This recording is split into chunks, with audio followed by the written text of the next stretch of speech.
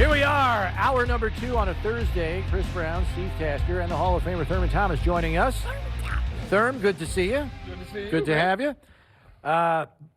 We should mention, Thurman and his lovely wife Patty were honored at the Buffalo Urban League annual dinner last week.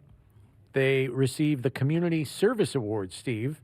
Isn't that nice? For their company doing great work here in the Buffalo community. So congrats to you and Patty Thurm. Thank you very much. Well deserved. Thank you very much. Yeah, it was great, obviously, moving back here and retired, it gives you more of an opportunity to be in the community. Yeah. Because you don't have to come over here and work every single day. Well, you do. But yeah, right. As a player, but as a fan and as a former player, I get to do a lot more things, outside of football now, and and being in the community. That's one of the things that me, Patty, and my kids and my family and friends. That's something that we'll continue to do. Yeah. Wherever we are. Right. It's just. But Buffalo's home, man, and obviously with the events that happened on 5/14 has really kind of raised the stakes for everybody, and to be associated with the community.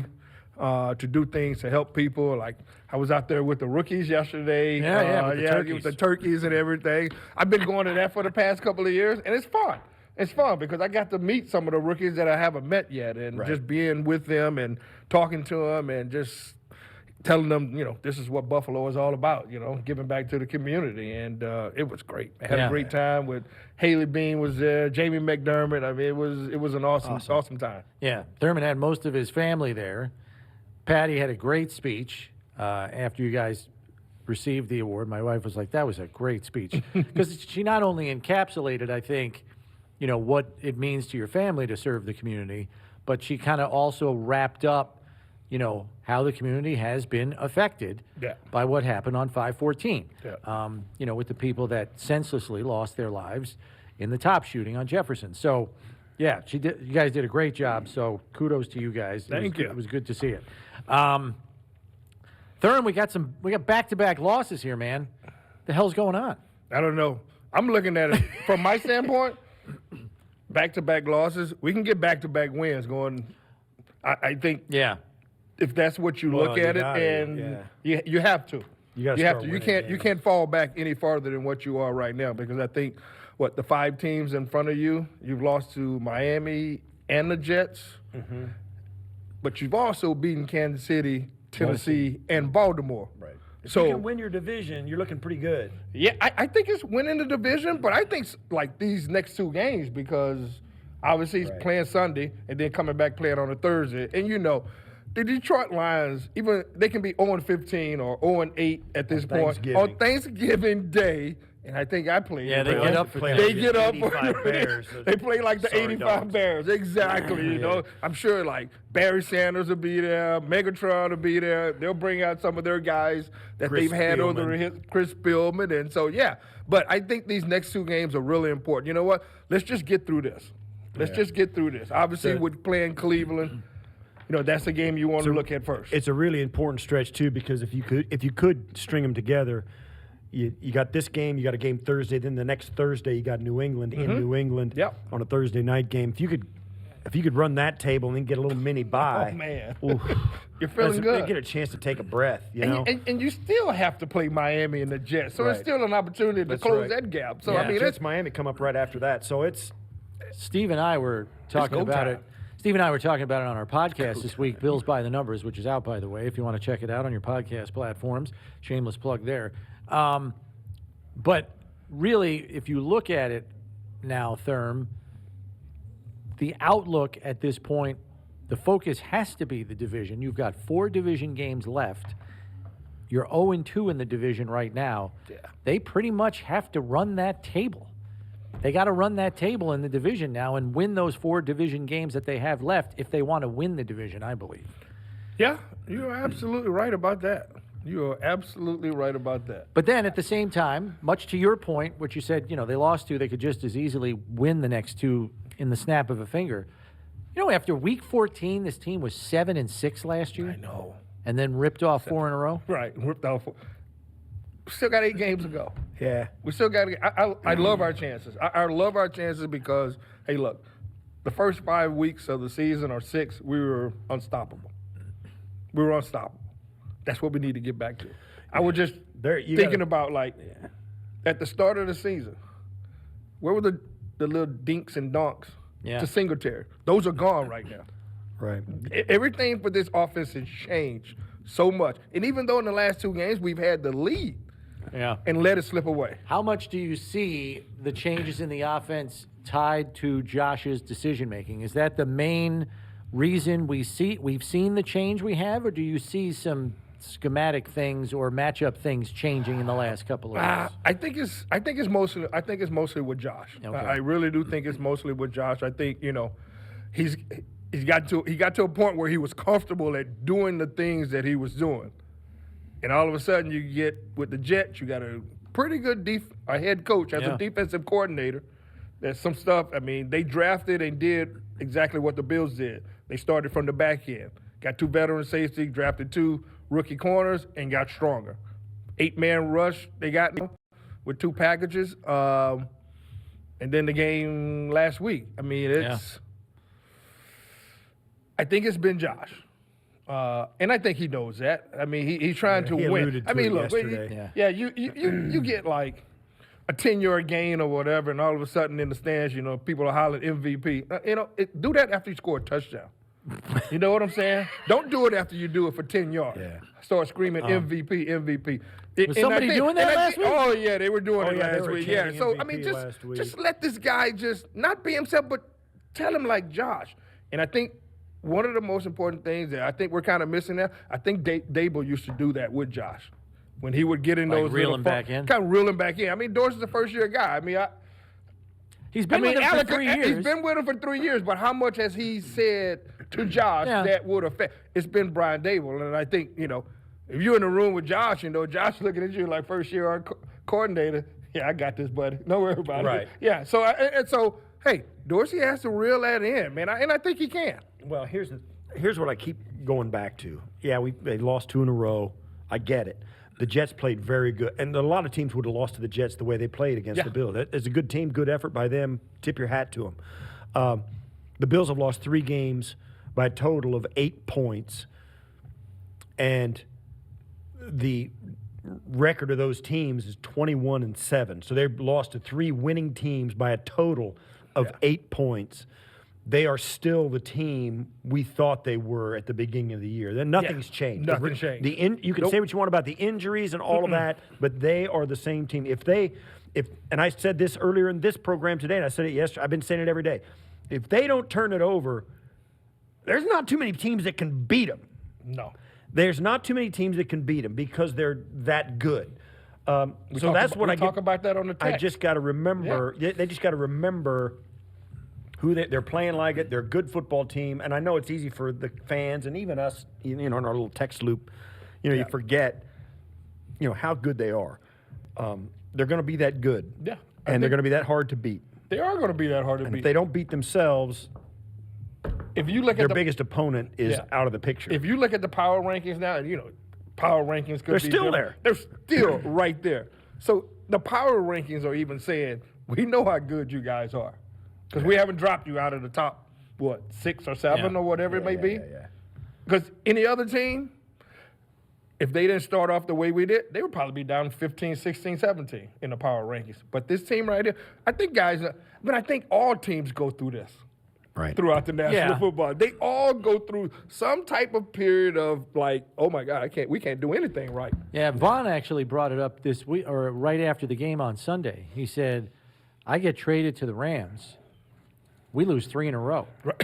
He goes, we're 7-4, and then we fixed it, caught fire, go on the road, beat Tampa in the playoffs, you know, come home, beat this team, you know, and bang, they're in the Super Bowl.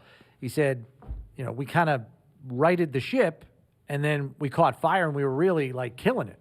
I think he kind of believes that this team can do the same thing, much to your point, Thurman. What do we make, though, of the possibility of Cleveland trying to take the same approach that the New York Jets did 2 weeks ago? They have a running game that can support them in that fashion. If their defense can show up, which is a big if because this Cleveland defense, I think, has been disappointing. To a large degree, Browns fans were hoping, well, we got a rock-solid defense. We don't get Deshaun back till week 12. Right. But we've got a rock-solid defense. If they can hold us in some games and we can stay around 500, Deshaun comes back, we catch some fire, we win some games, maybe we get to the playoffs. That's out of the question now at 3-6. But they could play that kind of game. Run Chubb and then play solid defense and don't turn it over. And they probably feel like Washington did last Monday night against the Eagles. They ran it 49 times and didn't turn it over and then got 4 turnovers. That helped. And let me tell you something. Cleveland going to come in here and run the football. I mean, that's kind of what they built on, even though they're 3-6 or 3-7. Right. They are running the football. What is it that's so impressive about Chubb's game? Just, from your running back perspective. Man, the thing that impresses me, he can do it inside or outside. And when you have a guy what is he, 6? He's 5'11", 5'11", he's about 220. 220. And he can move. Who can run between the tackles, and if he gets to the outside, can take it to the house. That's a danger, and he can catch a couple of screen passes, although they do save some of that for Kareem Hunt. But this guy has it all. Yeah. I think what's really telling is that they do, in the last couple of years, they do have a really decent offensive line. It's very good. It's very, very good. And depending on weather, I don't know how it's going to be, but I'm confident right now in Cleveland, we're going to run the ball if the weather's going to be bad, and I think it's to our advantage. Derrick Henry said last week, Nick Chubb is the best back in the league. Derrick Henry said that. Yes, he did. I do remember that. He said that. So I think that right there shows a lot about the explosiveness of Nick Chubb and what he's. I think that's an Alabama guy saying that about a Georgia guy. That doesn't happen. That don't happen at all. He's got 900 yards rushing on 160. And that's probably more than how many teams in the National Football League right now. He's 16 or 17. He's getting it done, and they're not. And they're hesitant. not shy away. Yeah, they're giving it to him. The one thing that I've noticed too is the Bills' defense. One of the reasons, and people fret over their run defense, and that at time like the last, they give up the explosive play last week. Other than that, do a really nice job. Real nice job. But those runs count. Those big runs count. One of the things I've noticed about the Bills team is that we always talk about complementary football, where your defense plays good, your offense plays good. But one of the benefits this defense has gotten is the fact that, last week, for instance, against the Vikings, is 24-10 at half. Yeah. I mean, the Bills are running it up on these teams, and it's hard for other teams to kind of hang in there and keep handing it off. And the Bills play to that.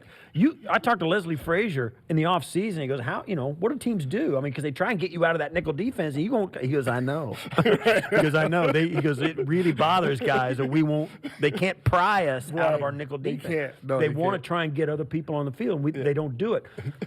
A little bit of that has to go to Josh in the offense for giving them the ability to know that sooner or later they're going to have to throw it. Like the Green Bay game. Yeah. By the time Green Bay got down close enough to score, it's like, yeah, go ahead and run it. We don't care. Right. Because you just ran out of time. Yeah.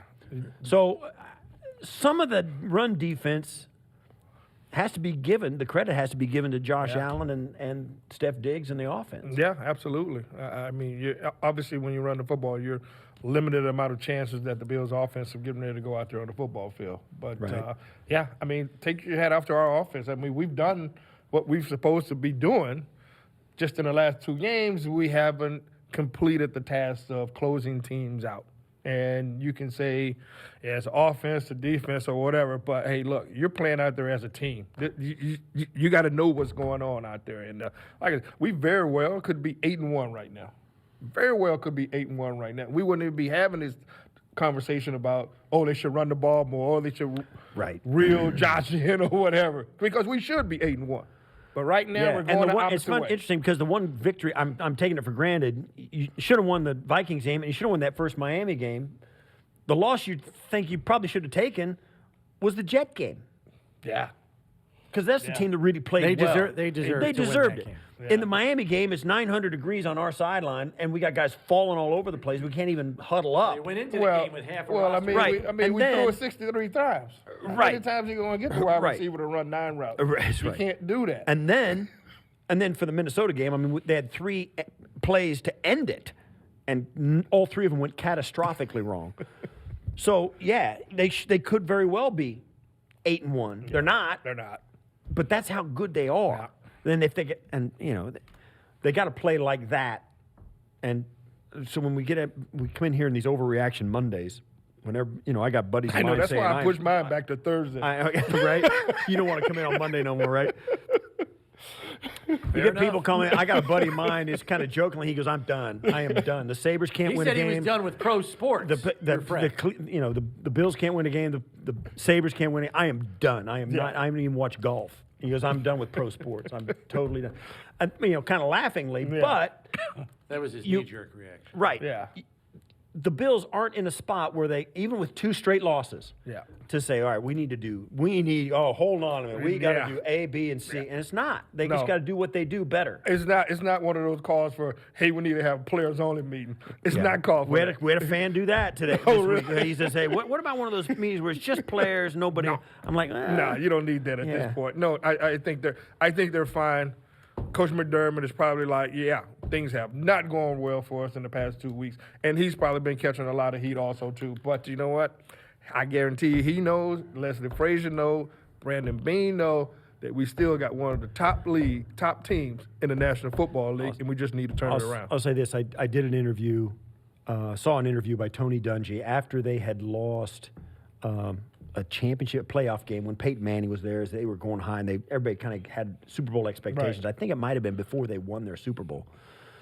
He was, lost a playoff game, and they were bummed. And he goes, what are you going to do? How are you going to get better? What is going to? He goes, we just need to do what we do, but just do it a little better. He said, and that's the right philosophy. You got to.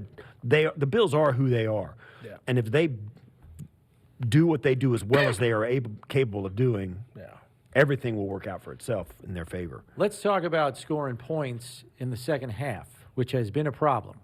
The last time they scored a second-half touchdown was Week 6 at Kansas City, the game-winning touchdown pass to Dawson Knox. That's the last second-half touchdown they've scored. Is it – I don't know if anything sticks out to you. Is it a matter of – you go into the locker room at halftime. Obviously, you might make some adjustments if you feel you need to, but the Bills usually have strong first halves. Maybe they don't change all that much. Right. The opponent changes because they're down on the scoreboard. That's the time when your staff has to readjust, right? Once the third quarter begins. Oh, yeah. I don't know if that's – I'm not trying to throw anybody under the bus here. I'm just openly wondering, is it a readjustment that's not happening there that's causing it, or is it just strictly – the players just aren't executing come quarter 3, quarter 4. Well, I think, when we jump out to such a great start in the first half, I'm sure whoever defense is there, they adjust. So we have to adjust. We can't just keep doing the same old thing. Right. I think we have to adjust in some way, shape, or form. As an offense, we have to adjust to whatever they're – I know somebody sees it. Yeah, I would say – somebody sees it on the football field that – they're doing something totally different than they did in the first half. You have to understand it, and you have to be, as an offensive side, you have to be prepared to say, okay, we saw this in week 3 when they played so-and-so. This is what they're doing. So here are the plays that we need to start running now. All that stuff should be back in the back of your mind. Yeah, and I think, too, that even though it's been a while, I mean, it's been the Packers, the Jets, and now the Vikings, that they haven't scored a second-half touchdown. I don't know that you can make a generalizing statement as to why each game went that way. Right. True. I think some of it had to do with the play, like, the interceptions, the turnovers in the last couple of weeks. That's one of the constants throughout that 3-game stretch. Second-half turnovers. That has a lot to do with it, zone. and I don't know that has so much to do with the adjustments that the coaching staff's making. Well, that's why I put it to you guys. Maybe you can make the argument maybe in the Packer game or whatever. When it was a little bit different, and the Packers were doing some stuff. So I don't think there's one generalized reason why these second half touchdowns have dried up for the Bills. Except, first and foremost, even Thurman will say this, was me as former players, you look at guys like us first. You look at the players first. Like, what's going on with these guys? Why haven't you executed? Because nobody's not planning on scoring touchdowns. Yeah. Right. And then from there, if you got guys who nobody's really playing bad or whatever, and there's no egregious mistakes out there that you're going, oh, well, this is the reason, or that's, then you can look at the scheme and what other teams are seeing. But I don't know that they're to that stage yet. I'm sure there's no way you can convince me that Ken Dorsey and the defensive and his staff, who watched Brian Dable do it for the last 4 years and are looking at Leslie Frazier and the defensive side, who are always changing things up, that they aren't doing the same thing. Yeah. You know what I mean? Oh, no. I know it's taken a lot for granted. Yeah. But I think that's a safe bet that they got that. That's the process, you know? That's the process you got to trust. we're going to have to see it here against Cleveland. Yeah. Good weather or bad weather. Yeah. We're going to have to see Yeah. better performances first. I mean, if you can score a touchdown every quarter, 28 points, I'm betting 9 times or 10 out of 10 times we can win that football game. That's a touchdown a quarter. Sure. In the last couple of games, we haven't done that. A field goal, just points on the board would be something better than turnovers. Yeah. Yeah, the all turnovers, been in the red zone. The turnovers are the crusher. Yeah, I mean, they're the crusher. you can't outplay turnovers. Yeah. 6 of Josh's last 8 turnovers have been in the red zone. It's been in the red zone. I mean, And I he think never used I to think do he's, that. He's leading the league in interceptions. Yes, he is. Yeah, Yes, but he is. in the last couple of games, that's where that number has grown. In the Right. red zone, where we don't need that to happen. Exactly. We've had calls this week. Fans are impatient. They want to see more. I know. Hold on. They want to see more from Nyheim Hines, and they want to see more from James Cook. They're just not getting the snaps Right. now. Coach has been asked about it. He said, look, Nyheim Hines is still getting up to speed, and it is hard to drop in the middle of the season and know the playbook. But Cook's been here since day one. If you want to diversify the running game, do you diversify the personnel or do you diversify the play calling in the run scheme? I think depending on the weather this week, we go back to the weather. I mean, I don't know. Yeah. I don't know which way you go. I really don't. It could be either. It could be either. Yeah, it all depends on. Maybe both. Well, I don't think it's both. I mean, Hey, maybe for one reason, I would love to see one of our running backs be the leading rusher in the game. Yeah. How about I put it that way? Just- maybe. That would be nice. Before That we would go, be nice. hey, I'd before we sign go, up I for know that. we're running out of time. Show the thermos here, the Thermos Yeah, Thomas. This is just the got Thurman that. Thomas. Just the thermos. Yeah. Yeah, from the TikTok Shannon- video. From the TikTok. Shannon video. got that They made. got it Oh, made. that's not for you to That's take. Thurman's. Oh, what? No, that's not for you to take. No? That's Shannon's. They just. What? Oh. Wait a minute. So you just No. just You taking gonna over take my it? rights? Yeah. Yes. Steve, that was Name and that was a likeness. rather unilateral image. decision that Yeah. you just made there. Well, I mean, he's got his own. It's got Thurman's face on Right, the dang come thing. on. Just let him take that's it from home. the TikTok video too. That's pretty good. It is pretty good. He can give it to was a nice Patty. little- She can bring it those with her when guys. she's away from Thurman. Oh yeah. Speaking of Patty, I'm sure Patty really needs a thermos with Thurman's face on it. That's tops on her Christmas list right there. Oh yeah, that's a stocking stuffer. Oh, Thurman. yeah. There you go. I love She'll it. love it. Come Oh, on. my God. I know Well, you she well enough to probably know would. that she's laughing at that. She's Yeah, like, the kids and everybody are laughing. That'll right be in the now. attic Yeah, so yeah, fast. Yeah, no doubt, no At the doubt. very least, it's a good gag gift. Yeah. Come on. But she's doing White well. elephant. You know, she has an art exhibit down at Yeah, I BAM, saw it on man. I BAM, saw it on Instagram. Yeah, BAM. yeah. Run through the weekends. Only weekends all the way from December the 18th. So stop. And out where is there. that? At BAM. Okay. You just put up BAM and it'll come. Buffalo Art Museum. Yeah, there you go. Buffalo Art Museum. I'm Good I'm thing you supposed to be got- an art guy, and good I thing you can't got even him think here. of Buffalo Art Shit, Museum. you Yeah, stick with me. Only on the weekends through December 18th. Go down there and look at our beautiful art. All right. Thanks for letting us know. Always right, promoting my babe. Good There you seeing go. you, man. Hey, That's good Bill's seeing Hall you. of Famer Have Thurman you Thomas been joining us. buying up bread and eggs because Brian went to the store. There was none left. I go to the grocery store last night. I'm not even joking. Like, Western New Yorkers, when a storm comes, you pick up a few things at the Right. store, in case you get marooned for a day or two at the house. All right, we got enough of what we. I went in there, like the shelves are empty. There's no bread. There's no eggs. I was like, I guess people are eating egg salad sandwiches for the next 2 You all weeks. set up at your Thurm, it was the response you expect in Atlanta when 2 inches of snow is Right, coming. right. Not in Buffalo. We're Yeah. used to this stuff. I was Yeah. shocked. I didn't know I'm what all to good. think. I got a nice little grocery store down in my Right there. area where I live. Oh yeah, it's always Snow machine. it's snow machine always to get stuff there. on the always stuff on the shelf. That's great. They All right. restack it and restack it. Yeah, All it's good. Good stuff. We're good. We're good.